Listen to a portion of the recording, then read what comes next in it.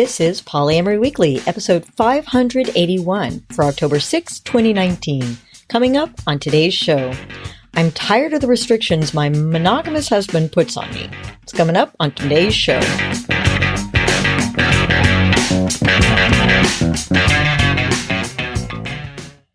This is an adult show about really lascivious things, like honesty and communication about sex. Ooh, if you're under 18, please stop listening and visit scarletteen.com. But don't tell her we sent you. Hello, everyone. I am Minx. That was our co-host lustyguy trying something different, reading our content warning. And you liked it. You know you did. I like everything you do. Aww. For today's host chat, I actually have some updates about Polyweekly, the site and podcast, if you can believe it. First of all, I actually spent a little bit of time putting together some new FAQs. If you're not familiar with the site, a lot of people don't go to it, and that's cool. You don't gotta. You could just listen to the podcast and be cool. Oh, don't believe her. She sweats over that webpage and wants you to go to it. Yes, she does. Well, really what I want you to do is get whatever help you need and whatever enjoyment you need out of whatever we produce. And go look at her webpage. Anyway, on the website, polyweekly.com/FAQs, we have a couple of FAQs that are things that we talk about a lot. And I just added 2 new posts there. I didn't realize that we talk about discuss, distract, do as a treatment for event-based jealousy quite a lot. And it's not actually written up as a separate post. I had to refer people back to the episode where we originally mentioned it. And I thought that was kind of silly. So I tagged it Jealousy Toolkit. And now there's just a brief description of what we mean when we say discuss, distract, do to help deal with event-based jealousy. Well, thank you for putting that up there. Now there's a lasting mark. Yeah. And you probably know that the and then what exercise is already up there because we do get a call for that a lot. I've also been getting a lot of questions lately on when to come out, or I'm out, but my partner isn't, or I'm not out, but my partner is. What do I do? And so I wrote up a brief little FAQ on when to come out that also deals with the questions of I'm out, but my partner's not, or my partner's out, but I'm not. Super short, cliff notes. This is not a Franklin Vo post. But it's good quality stuff. And I'll put a link to that in the show notes. Also, this happens every now and then, and I got another one this week. People asking where the episodes 1 through 40 are, because they used to be in an archive that a friend held for me, and she has since given me those files because that was from 2005. Dude, I have no idea where those things were. I didn't have them in any computer that I own. And I am slowly uploading them to LibSyn. So right now, I have from episodes 36 to 40 are posted on LibSyn. If you go to our hosted site, polyweekly.libsyn.org/2005, that was the first year that we published, those are the archives.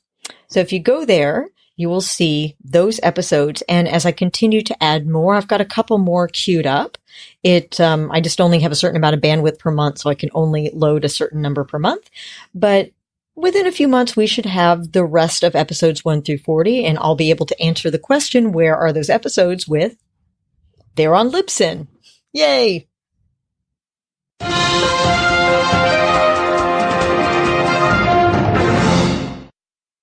So there is a passel of articles and references and pointers about polyparenting up right now on Alan's Poly in the Media blog. And I really have to say, looking through that, I was kind of skimming, getting ready to do the show. I'm sure that I should have walked away with some impression about polyparenting or the great people doing all the research or something like that. But really, I walked away going, my goodness, what a service for the poly community Alan does. He really does. So, if you're arguing with somebody about polyparenting, that is a great place to start in terms of getting an overview of what's going on, getting some great quotes from some reputable sources, and then finding what those reputable sources are so you can go look for follow-up stuff. Alan, hats off to you, man. Thank you for doing that. Yeah, Alan is a true journalist, and he does a heck of a job curating content. Thank you, Alan. And by the way, You mentioned being in an argument with somebody. If you check his right-hand sidebar, you will see topics like show your parents, where he curates all the best articles to show your parents when you're explaining it to them and things like that. So excellent job. True asset to the community. Hats off. You know what makes this podcast really great? That would be your feedback. If you ever have any questions or comments or agree with us, disagree with us, anything about anything that you heard here, you can always call 802-505-POLY, or you can email us at polyweekly@gmail.com, either written or attach an MP3 file with your questions, comments, tongue lashings, praise, scritches, or what have you. If you want to book us or anything that involves a signature or calendar, please email lustyguy@polyweekly.com.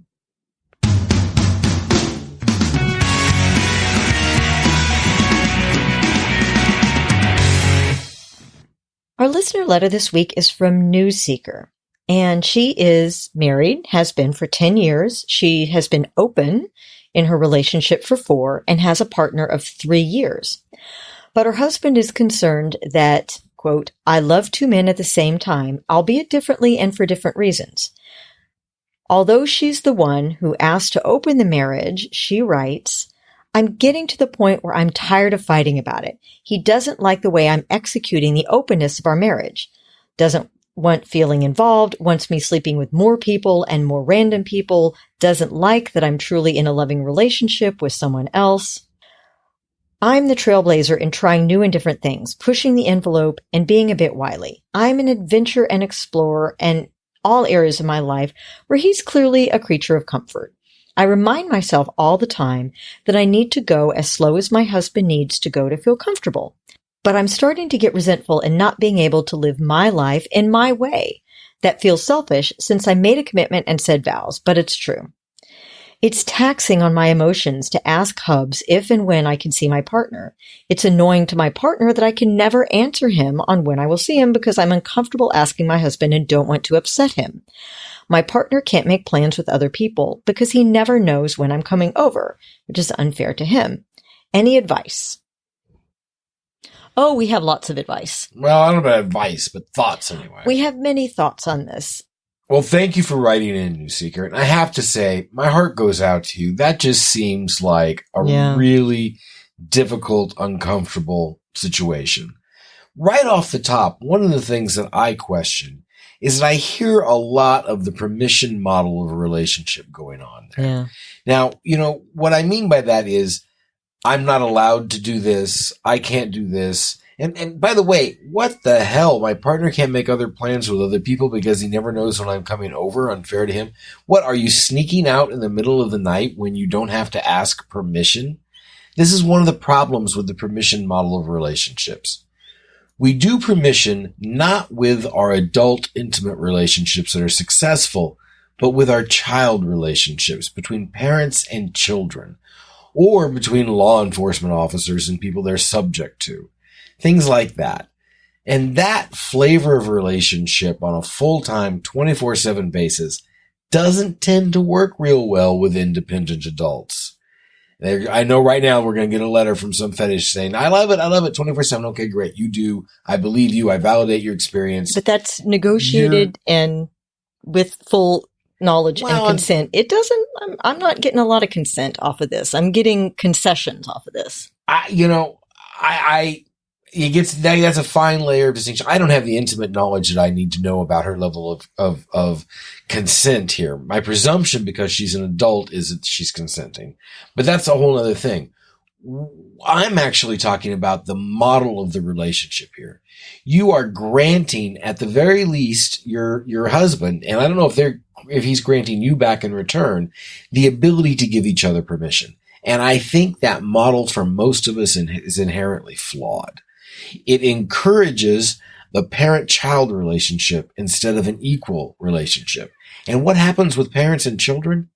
Children grow up and grow apart, and you go through the rebellion phase. They rebel. And you don't get along, and you hate each other for a while, and maybe sometimes forever. It's not the kind of relationship model you want in a loving adult intimate relationship. So First of all, what I would say you should do is question this whole permission thing. Do you really want to grant each other the right to extend permission? I don't know. I tell you right now, it doesn't work for me. And it doesn't look like it's working for you. This thing now about how you have to go as slow as the slowest member of a group, that's absolutely true if you want the group to stay together. If it's better for everybody for that group not to stay together, then you don't need to go as slow as the slowest member of the group. None of us can maintain a pace which is unnatural for us indefinitely. Eventually, the pace which works for us and is natural for us, or at least in that range of paces, is going to come out. The longer we try to act in a way which is completely discongruent with our inner state, the greater the odds of a breakdown, until finally those odds reach 1 and we break down. The question is just when. So your dedication to your vows, while admirable, are not going to keep you afloat when you can't swim anymore. And right now you're spending a bunch of effort swimming in seas that aren't comfortable for you. Eventually you're going to sink. Nobody can do that forever. So think about that as well, and what your timeline is and how much endurance you have. All of us, nobody can live a lie forever without it being taxing. You say that you feel like you're, I don't remember the exact wording, but you're getting tired. It's taxing on your emotions. Of course it is taxing on your emotions. You're living in a way that doesn't work for you. So it's not selfish to put yourself first at all. It's survival. It's required. It's the first step of love. Now, if this were Dan Savage, this might be a DTMFA thing. I don't do that because I don't really feel like I have enough information from one letter to make such a strong statement. But I am going to invite you to think about dumping the motherfucker real hard. I can't believe you said that. Yeah. We never tell people to break up with their partners. I didn't. I just said think about it. Okay, speaking of fine lines. Yeah, exactly, right? Based on this one letter, I can tell you that I couldn't live in that situation. I don't do the permission model. And you don't have to either. You can be a grown-up and adult here too. Now, I'm sure there's plenty to go around. I'd be curious as to what things that your husband feels that he has to get permission from you. I don't know if there are any, and there might be. There's always more than one side of the story. I don't know what it is. I do notice some value judgments in the summary statements that you make, that you are an adventurer, an explorer in all areas of life, while he is clearly a creature of comfort. That wraps up some value judgments of behavior that might suggest something to that second side. I don't know what it is, but I do know this, that permission model stuff doesn't tend to work. And you're obviously grading under a lot of pressure that you're not going to be able to maintain your status quo under forever. Put yourself first. Love yourself. Treat yourself well when it's hard. Do some serious thinking about your situation and change up somehow. I had similar responses to reading this. And as is my wont, I would love to point you to the Relationship Bill of Rights. I'm seeing some things in here that don't look like they would make for a healthy relationship of any kind. And the main one of which is that when you agree to a model, or when you are involved in a model where you have to ask permission from somebody else, you don't have your own agency. We are grown-ass adults, and we each need to have our own agency. Now, we need to be loving and kind and compassionate, and sometimes we do make sacrifices, like moving more slowly so that a partner can adapt to our need to take care of ourselves in whatever way may work for us. But truly, you are denying yourself your own agency. And that's probably why you're so damn unhappy, because this doesn't sound like it's making you a healthier and happier version of yourself. The best relationships are built on trust. This is one of the reasons we say things like guidelines, not rules. If there is a rule that is designed to control your behavior, like you're not allowed to go out with somebody else until I say it's okay. Come on, nobody's happy with that. Kids aren't happy with, teenagers aren't happy with that. Nobody is happy with that, because you don't get to be yourself, live your life your own happiest way, and you don't get to live your truth. One of the things you did really well, I think, in your letter was, I think you owned some of your own shit. You, talk about the fact that you made vows and that, you want something different from what your husband wants, and you're trying, it sounds like, in your accounting to make accommodations for that. As lustyguy pointed out, though, they're slow, and then there's one person making all the accommodation and the other person taking advantage of it, which you hear that in the letter too, right? It's hard to say. It's hard to make that judgment with a couple of paragraphs of information, but it kind of comes across that way. Well, I would certainly agree that I bet the letter writer feels that way. True. We don't, if we had her husband, who knows what he would say and what other information. But we encourage you to set personal boundaries and not rules. You should never place a rule on anybody else unless it's a child or a legal dependent. You should not place rules on other grown-ass adults. What you can do is use boundaries to define the limits of your own behavior. You could say, this is what I'm going to do, and this is where my line is that I am not going to cross.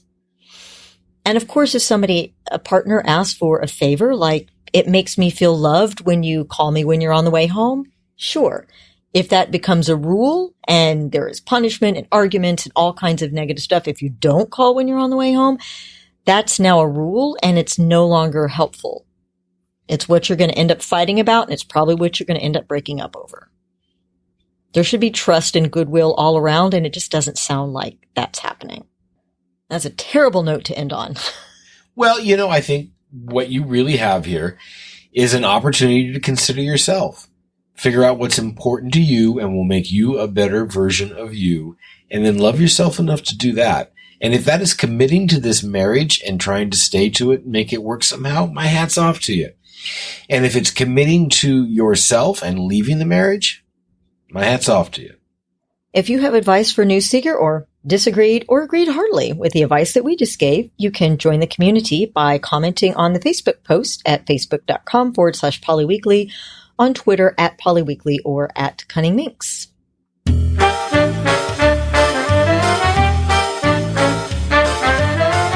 It's time for your Happy Poly Moment of the Week, brought to you by fubbly polyamorists everywhere.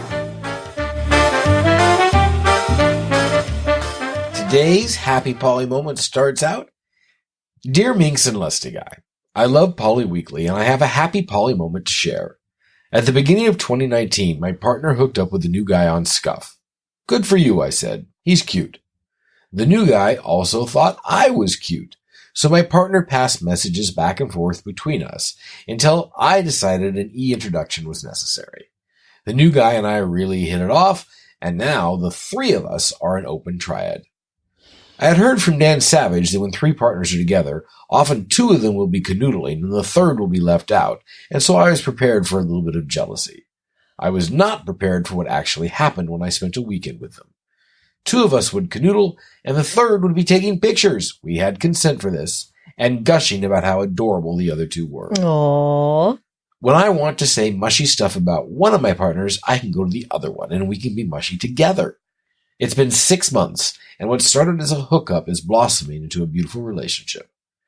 I just wanted to share that little bit of sunshine. Thank you for all you do. Sign me, Dragon Boy.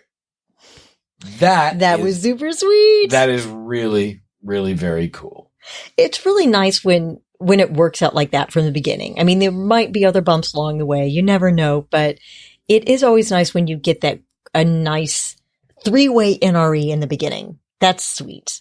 Well, and, nothing's ever over until it's over, and you don't know the end of the story until you do, blah, blah, blah, blah. But enjoy it for while you got it. It looks really, really great. And thank you for sharing. Yes. Well, I think that about wraps it up for today's show. We want to thank our Polyweekly Playmates for their donations this month. We're a free resource. We helped hundreds of thousands of people navigate their introduction to and continued success with polyamory. And our donors help keep the podcast free for everybody, both inside and outside the community. Thanks to everybody for listening. And remember, it's not all about the sex.